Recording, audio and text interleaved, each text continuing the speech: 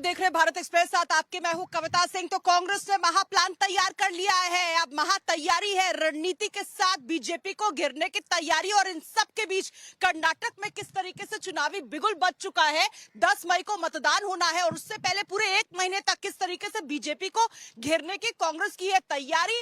एक तरफ तैयारी इस बात की है कि कहीं ना कहीं देश तक ये संकेत और संदेश जाना चाहिए कि संसद के भीतर जहां पर हम मौजूद है, क्योंकि विजय चौक से आप देख रहे हैं हमारा ये लाइव बुलेटिन, तो किस तरीके से संसद के भीतर राहुल गांधी की आवाज को दबाया गया, उनकी सांसदी चली गई और साथ ही साथ जेपीसी का मुद्दा, इसको लेकर जय भारत महासत्याग्रह की तैयारी पूरे 1 महीने के लिए। और उसके लिए ब्लॉक से लेकर राष्ट्रीय स्तर पर किस तरीके से आंदोलन छेड़ा जाएगा और साथ ही होगा लोकतंत्र बचाओ जुलूस भी। विस्तार से पूरी खबर और पूरा पैनल मेरे साथ होगा। शुरुआत कर लेते हैं हेडलाइंस के साथ।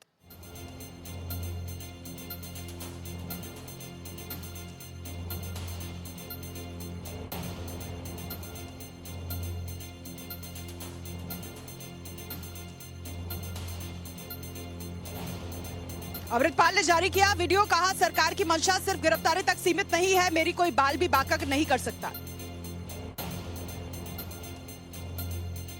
कड़ी सुरक्षा के बीच अतीक को लेकर राजस्थान के उदयपुर पहुंची यूपी पुलिस। थोड़ी देर बाद गुजरात के साबरमती जेल पहुंचेगा ये काफिला। कर्नाटक विधानसभा चुनाव की तारीखों का हुआ ऐलान। 10 मई को सभी 224 सीटों पर मतदान, 23 मई को आएंगे नतीजे।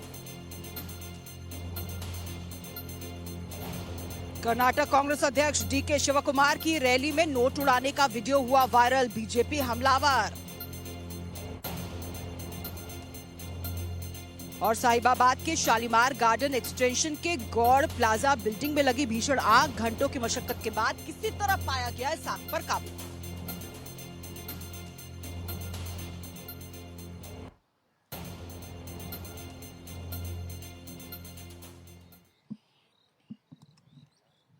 अहम खबर सियासी यही है कि पहले राहुल गांधी की सांसदी गई, उसके बाद अब जो सरकारी बंगला उनको मिला 12 तुगलक लेन, उसे भी खाली करना होगा।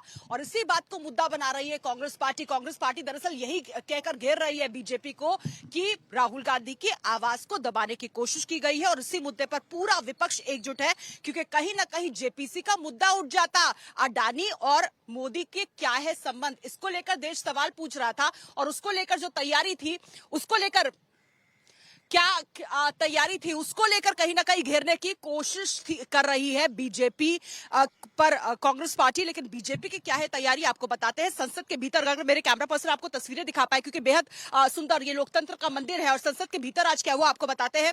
बीजेपी ने घेरने की कोशिश की। बीजेपी ने दरअसल सीधा सवाल दागा है कांग्रेस से, और कांग्रेस से यह पूछा है कि आप जरा ये बताइए कि ये जो विरोध आप कर रहे हैं, जो हमारे मुताबिक लोकतंत्र के लिए बेहद घातक है, वो आप किसके खिलाफ कर रहे हैं। आप मोदी के खिलाफ कर रहे हैं, आप सभापति के खिलाफ कर रहे हैं, आप न्यायपालिका के खिलाफ कर रहे हैं, आप विरोध किसके खिलाफ कर रहे हैं। क्योंकि बीजेपी का लगातार यही इल्जाम है कि दरअसल राहुल गांधी खुद को एंटाइटल मानते हैं। वो ये मानते हैं कि वो संविधान और कानून से बहुत ऊपर है, इसलिए इस तरह का फैसला उन्हें नागवार गुजर रहा है। देखिए रिपोर्ट।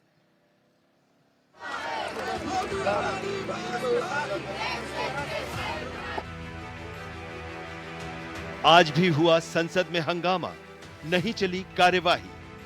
वो एंटाइटलमेंट की राजनीति करते हैं। उनको लगता है कि एक परिवार में पैदा हो गए तो देश पे राज करना उनका जन्मसिद्ध अधिकार बन जाता है। राहुल की सदस्यता जाने पर कांग्रेस का सत्याग्रह जारी।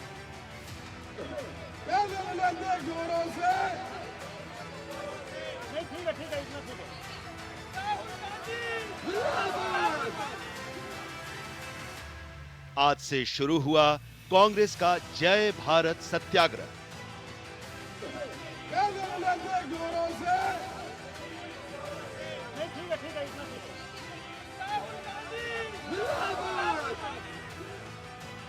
कांग्रेस की बात जन जन तक पहुंचाने की मुहिम।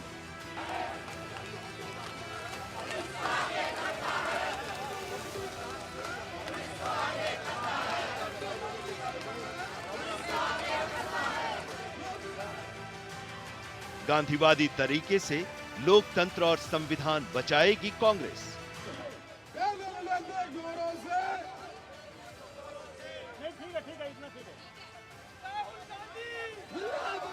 ये सरकार खुद भ्रष्ट है, दूसरों को बोल रही है। कि चोर उल्टा कोतवाल को डांटे, ऐसी बात हो रही है। राहुल की सदस्यता मुद्दे पर कांग्रेस को मिलेगी जनता की सहानुभूति।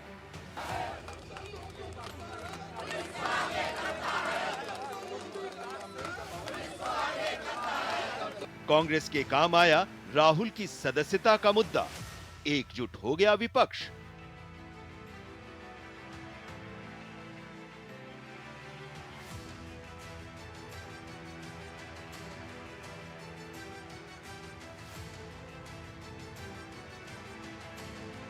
दो 2024 की लड़ाई में कितना चलेगा बीजेपी का ओबीसी कार्ड?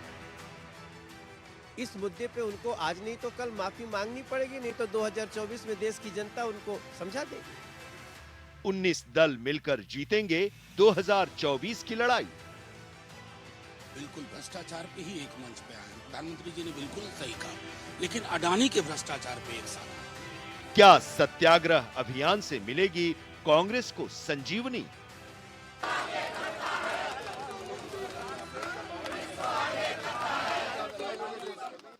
जी हाँ, तो भारत एक्सप्रेस यही सवाल पूछ रहा है कि क्या ये अहंकार की लड़ाई है जो संसद से सीधा सड़क पर आ चुकी है? ये बड़ा सवाल है। जल्दी से मेरी तरफ आ जाइए।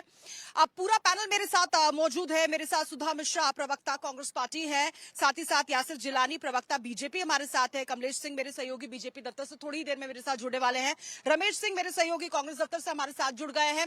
आप सभी का मैं रुख करूंगी, लेकिन सबसे पहले हम वो तस्वीर दिखाते हैं जब कल बीजेपी दफ्तर मुख्यालय पहुंचे थे प्रधानमंत्री नरेंद्र मोदी, और जिस तरह की उम्मीद जताई जा रही थी कि विपक्षी एकता पर कहीं ना कहीं कुछ ना कुछ कार्यकर्ताओं के बहाने, पार्टी के स्टैंड के बहाने कहीं ना कहीं हमला करने की वो कोशिश कर सकते हैं, और यही होता हुआ नजर आया। उन्होंने विपक्षी एकता पर हमला किया, चुटकी ली। उन्होंने कहा कि भ्रष्टाचार एक ऐसा मुद्दा है जिस पर हमारी जीरो टॉलरेंस पॉलिसी थी, और उसी को लेकर देखिए पूरा विपक्ष एकजुट हो गया है, क्योंकि भ्रष्टाचार को खत्म करने की हमारी तैयारी है। देखिए किस तरीके से उन्होंने हमला किया है विपक्षी एकता पर।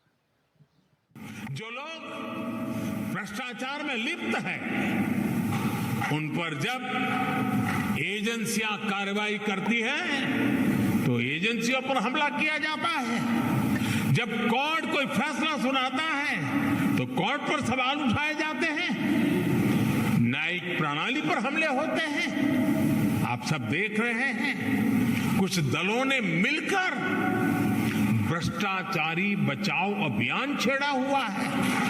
भ्रष्टाचार में लिप्त जितने भी चेहरे हैं वो सब एक साथ। सुधा मिश्रा जी, प्रवक्ता कांग्रेस हमारे साथ है। सुधा जी, यही सवाल प्रधानमंत्री नरेंद्र मोदी भी कल पूछ रहे थे कि हमला किस पर है? क्या न्यायपालिका पर हमला है? क्योंकि एक फैसला आता है, फैसले के बाद आंदोलन छिड़ जाता है। विरोध किसका हो रहा है पार्टी की तरफ से? जी कविता जी, नरेशन कुछ भी बनाया जाए, आप भी जानती हैं कि जो मुद्दा है वो सुप्रीम कोर्ट ने अपने किसी एक उसमें कहा था कि जो निचली अदालतें हैं उनके जो मजिस्ट्रेट न्याय कर रहे हैं उन पे भी निगाह रखने की जरूरत है। ये बात सुप्रीम कोर्ट ने की थी, और ये बात पूरे देश को पता है। जहां तक हमारा सवाल इस सरकार की तानाशाही पे है कि अगर एक ही बात दूसरा कोई व्यक्ति बोल रहा हो, उसके ऊपर कोई कार्रवाई, क्या मतलब कुछ भी नहीं करना है। स्टे लगे हुए किसी केस पे अचानक स्टे का हट जाना, वो भी कब? जब राहुल गांधी जी संसद में बोलना शुरू करते हैं। इतनी ज्यादा त्वरित रूप से कार्रवाई का होना, मैं तो चाहती हूँ कि न्यायालय अगर इतनी तेज काम करने लगा है, लोकसभा सचिवालय भी इतना त्वरित गति से काम करने लगा है, सारे काम इतने त्वरित गति से उड़न तस्त्री बने हुए हैं, सब लोग काम हो रहा है, तो जितने भी इस देश में दिए गए बयान, पिछले मत जाइए, इन 4-5 सालों में ही जितने बयान दिए गए किसी भी पार्टी के, उन सारे बयानों पे केस चलना चाहिए ना, इस पे मुकदमे होने चाहिए, केस चलना चाहिए और उस पर निर्णय आना चाहिए। क्योंकि कोर्ट ने एक बार कहा था कि चुनावी रैलियों में कहे गए बातों में ऐसा हो जाता है, उन पे इस तरह करने की जरूरत नहीं है। मैं सारी बातें तथ्यात्मक रूप से वही कह रही हूँ जो कोर्ट ने कहा हुआ है।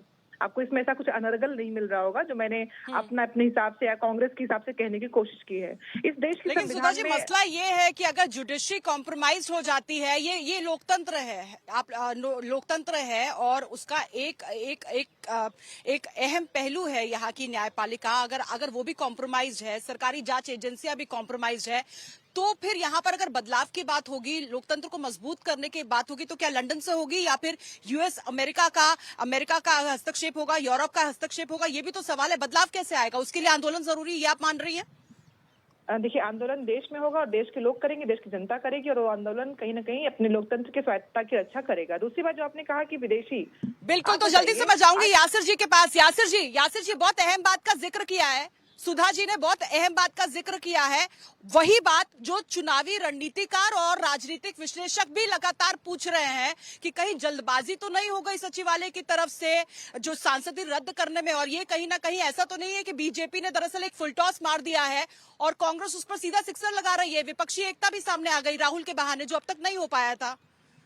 देखिए, मैंने कांग्रेस की प्रवक्ता को और आपके पैकेज दोनों को सुना है। मैं उसी के आधार पे अपना जवाब देना चाहूंगा।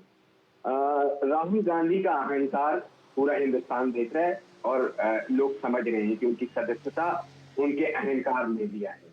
और एक कोर्ट का पूरा प्रोसीजर होता है, एक प्रोसेस होता है, उसके अकॉर्डिंग अगर आपकी सदस्यता रद्द होती है तो आपको आना चाहिए। और आपके पास दो बड़े कोर्ट हैं, हाई कोर्ट है और उसके बाद सुप्रीम कोर्ट है, जिसमें राहुल गांधी अपील कर सकते थे। उदाहरण के तौर पे 2019 का प्रहलाद लोधी, मध्य प्रदेश के एमएलए का मैं आपको उदाहरण दे रहा हूँ।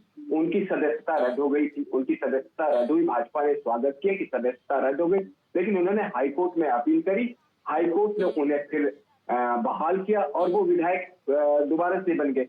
तो राहुल गांधी को पॉलिटिकल जो ड्रामा करना था, उससे पहले उनके पास इतने बड़े बड़े वकील हैं, उनसे ही राय ले लेते, उन वकीलों की मदद से वो जो प्रोसीजर है कोर्ट का उसमें जाते।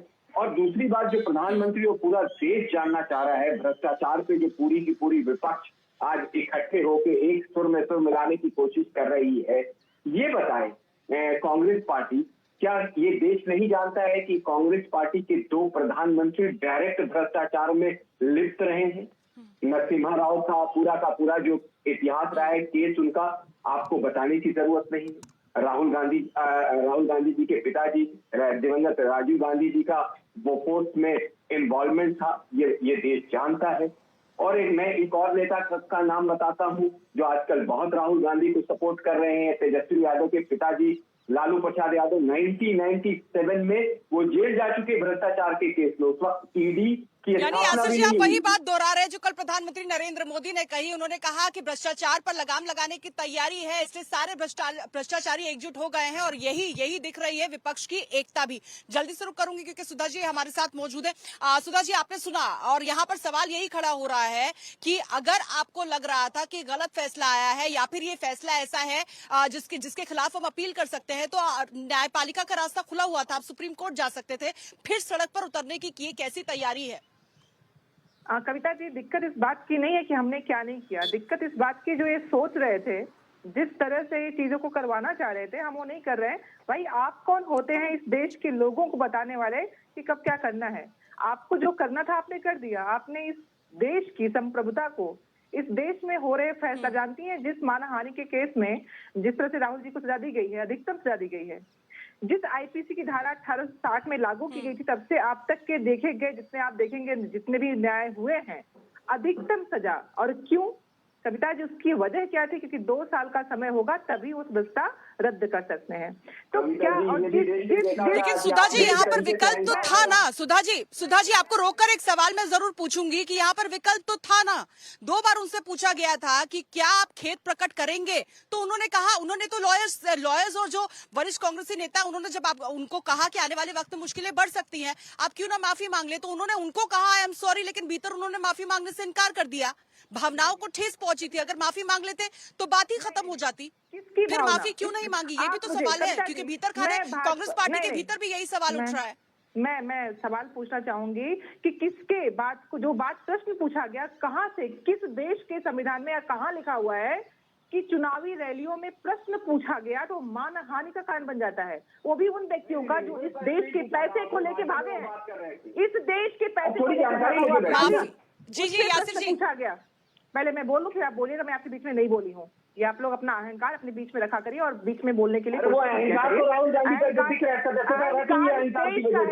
कि जिस देश में, सोचिए कितना शर्म है इस बात का कि जिस देश के पैसे लेके भागे हुए व्यक्ति वो कितना खुशी मना रहे होंगे कि चलो अच्छा है, प्रश्न उठाने वाले व्यक्ति को जो इस देश का पैसा गया है, जो इस देश का पैसा लेके गया, उससे पूछा गया प्रश्न, तो इस तरह से दिखाने वाली सरकार। अरे जिस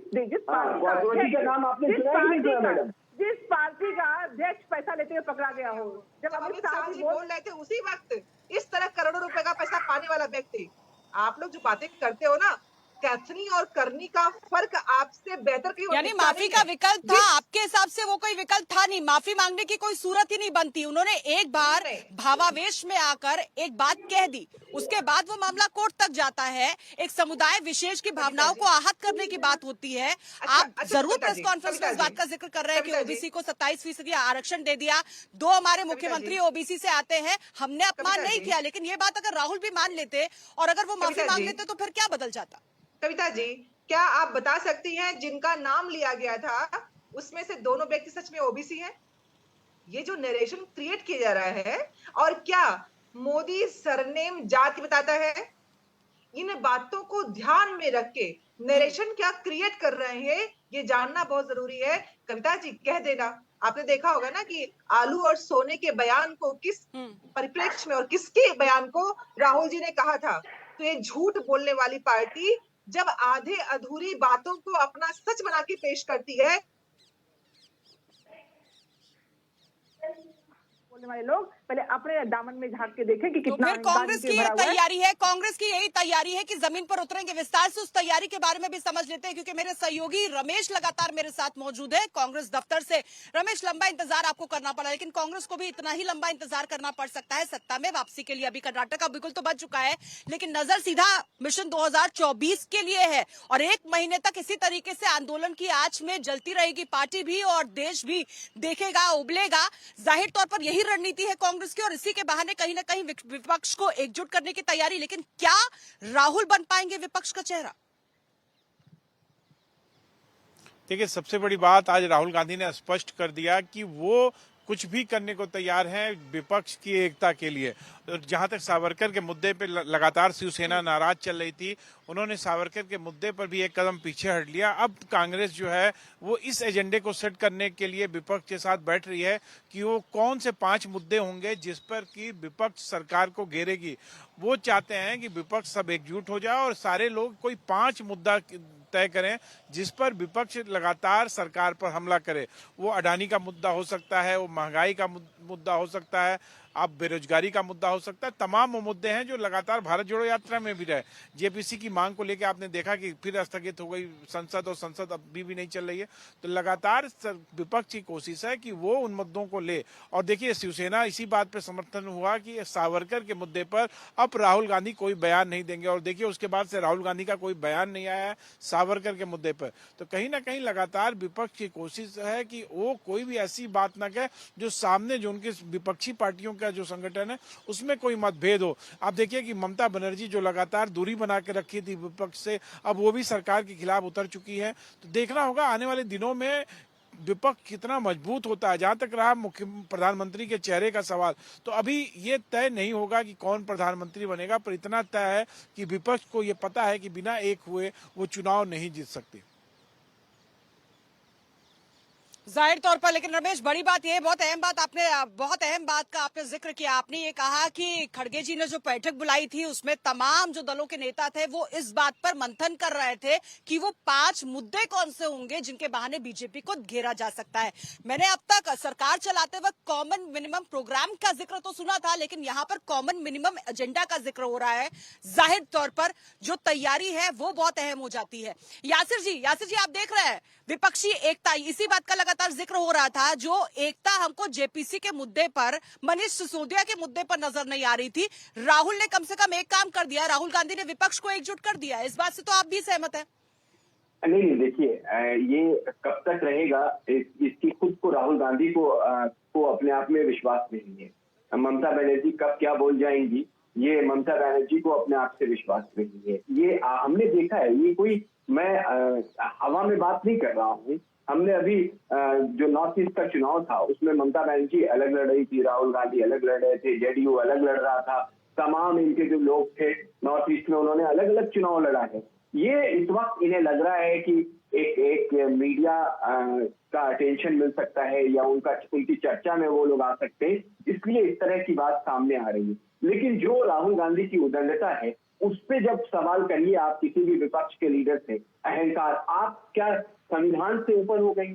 क्या आपने जो बाबा साहब भीमराव अंबेडकर ने संविधान देके ताकत दी है, उन संस्थाओं पे आप अटैक कर रहे हैं, उससे आप ऊपर हैं। और वही लोग जो आपके साथ अभी खड़े हैं वो पहले से भ्रष्टाचार में, जब जिस ईडी की बार बार ये लोग बात कर रहे हैं, लालू यादव ईडी बनने से पहले जेल जा चुके हैं, नीतीश कुमार से लेके तमाम ममता बनर्जी की गवर्नमेंट में किस तरह से हमने देखा नोटों का बंडल पकड़ा गया, और खुद इनके 2G के मामले में जो इनके जीजा जी हैं वो कहाँ इन्वॉल्व है। यानी आपके हिसाब से अगर मैं समझूं यासिर साहब, यानी कि बीजेपी के लिए 2024 की लड़ाई भ्रष्टाचार पर ही आएगी और राहुल गांधी के मुद्दे पर विपक्ष एकजुट होगा, यही तैयारी होगी। जल्दी से समझ लेती सुधा जी, आपको लगता है आपके लिए मुद्दा होगा राहुल और बीजेपी के लिए भ्रष्टाचार, यही लड़ाई?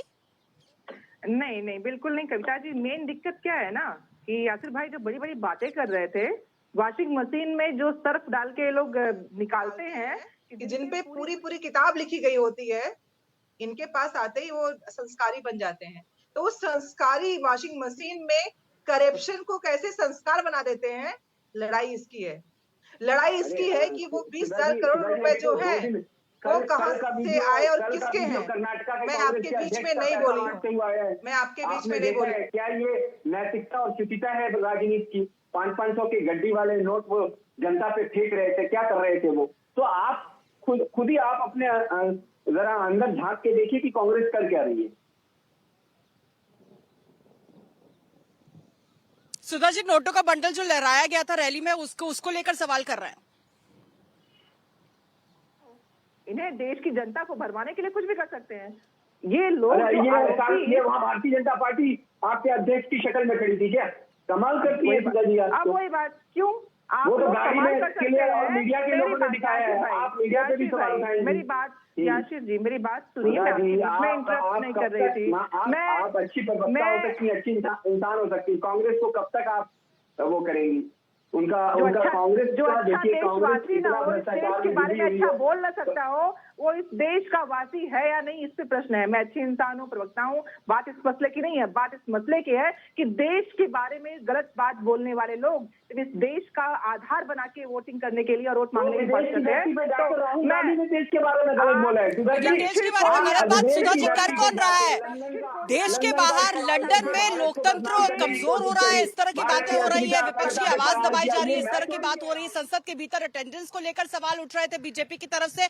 अब जब सांसदी चली गई, मामला 2019 का था, अब जब सांसदी चली गई तो उसके बाद ये कहना कि देश का लोकतंत्र खतरे में है, संविधान बचाओ मशाल निकाला जा रहा है, लेकिन भरोसा ना कानून व्यवस्था पर है ना न्यायपालिका पर है, और साथ ही साथ यहाँ पर जो सरकारी जांच एजेंसियां है उस पर तो बिल्कुल भी नहीं है। जल्दी से मैं रुक करूंगी, बहुत छोटा सा मुझे जल्दी से प्रतिक्रिया चाहिए मुझे। कमलेश मेरे सहयोगी लगातार मेरे साथ बने हुए। कमलेश, बीजेपी की क्या रणनीति है? क्योंकि अभी आप चर्चा में मेरे साथ जुड़े हैं, लेकिन इससे पहले रमेश मेरे साथ थे और वो बता रहे थे कि अब कांग्रेस इसे चुनावी मुद्दा बना देगी। पहले कर्नाटक, उसके बाद मिशन 2024 की तैयारी होगी। इसी के इर्द गिर्द जो है पूरी रणनीति बुनी जा रही है, विपक्षी एकता देखने को मिल रही है, कॉमन मिनिमम एजेंडा 5 तैयार करने की तैयारी। लेकिन बीजेपी के भीतर क्या तैयारी है? सूत्र आपको क्या जानकारी दे रहा है? देखिए, बीजेपी इस बात से पहले वो डे वन से बीजेपी का ये मानना है कि जिस तरह से राहुल गांधी ने ओबीसी के खिलाफ कहा कि उन्होंने मोदी समाज के खिलाफ जो स्टेटमेंट दिया था उस पर उन्होंने माफी नहीं मांगी, और जाहिर सी बात है बीजेपी की रणनीति इसी के आगे इर्द गिर्द घूमती जा रही है। और अभी जब मैं आपसे बात कर रहा हूं तो बीजेपी के 70 से ज्यादा ओबीसी सांसदों के साथ बीजेपी अध्यक्ष जेपी नड्डा की बैठक चल रही है। उस बैठक में इसी लब्बो लुआब बैठक क्या यही है, किस मुद्दे को आगे कैसे आगे बढ़ा जाए और कम से कम जनता तक कैसे पहुंचाया, 2024 का एजेंडा कैसे सेट किया जाए, खासकर कर्नाटक चुनाव में वो लब्बो-लुआब तैयार की जा रही है। खासकर आपको पता है कि जो कर्नाटक में जो ओबीसी वोटर्स है काफी डिसाइडिंग है, खासकर बोकलिंगा और लिंगायत के बाद ओबीसी वोटर जो कुर्बा समाज से आते हैं काफी डिसाइडिंग है, और वो कहीं ना कहीं सिद्धारमैया के साथ है। लिहाजा बीजेपी इस पर एग्रेसिव पिचिंग कर रही है कि राहुल गांधी ने पूरे ओबीसी समाज की तौहीन की है, उनकी अवमानना की है, और उस पर वो माफी मांगने को तैयार नहीं। इसके बावजूद जब कोर्ट ने उनको लताड़ा बिल्कुल, ये है, कैसा कोर्ट से- मुद्दा है जिसे आज भी उठाया गया। आज भी हमने देखा किस तरीके से जो बीजेपी के मंत्री थे वो बहुत ज्यादा एग्रेसिवली ये बात कह रहे थे कि कहीं ना कहीं ओबीसी समाज का अपमान किया जा रहा है और राहुल गांधी को माफी मांगनी ही होगी। देखा आपने किस तरीके से बीजेपी वर्सेस विपक्ष मुद्दा बन गया है। राहुल एक तरफ से और दूसरी तरफ से हो गया है भ्रष्टाचार। अब देखना आने वाले समय में बेहद अहम हो जाएगा कि ऊंट किस करवट बैठता है और किस तरीके से आंदोलन की आज से बदलता है भारत। छोटा सा ब्रेक, जल्द लौट रहे हैं, आप बने रहिए भारत एक्सप्रेस के साथ।